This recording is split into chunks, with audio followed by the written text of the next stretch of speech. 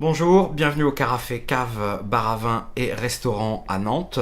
Aujourd'hui, une dégustation sur un terroir méconnu de l'Anjou, les coteaux de l'Aubance, voisins des coteaux du Layon.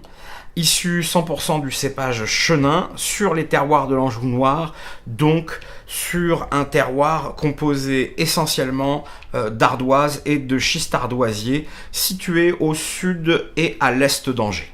Le vin que nous allons déguster donc est issu du millésime 2013 du domaine de Rochambeau, qui est le domaine de monsieur Maurice Forest, qui est situé à Soulaines-sur-Aubance, en agriculture biologique depuis une quinzaine d'années.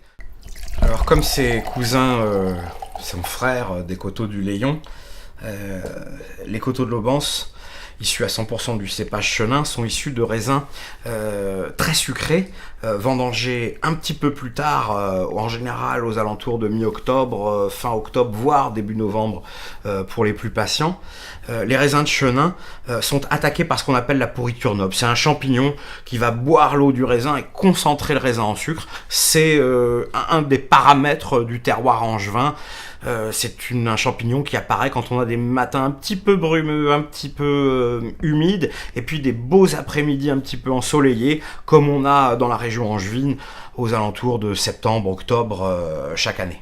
Donc on voit à la robe qu'on est sur un jaune or très soutenu. Ça c'est typique des chenins qui ont été touchés par le botrytis, d'amener cette couleur vieil or, un jaune vraiment foncé. Au nez, on retrouve les arômes typiquement chenins, à la fois l'amande, la pâte d'amande, la poire, le coing, mais ces vendanges qui ont eu lieu un petit peu plus tardivement que pour faire les secs ou les demi-secs ont permis aux raisins de développer des arômes assez typiques de l'Aubance et du Layon de manière générale, en tout cas des chenins avec lesquels on fait des grands moelleux. Alors, des arômes un petit peu d'abricots secs, de figues, de bananes séchées.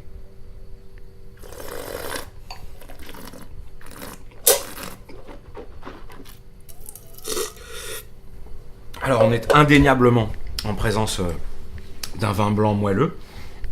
On a une belle perception des sucres en bouche, qui est bien équilibrée par le côté acidulé, qui est lié au terroir, par cette fraîcheur, ce côté incisif qu'ont les chenins sur les schistes.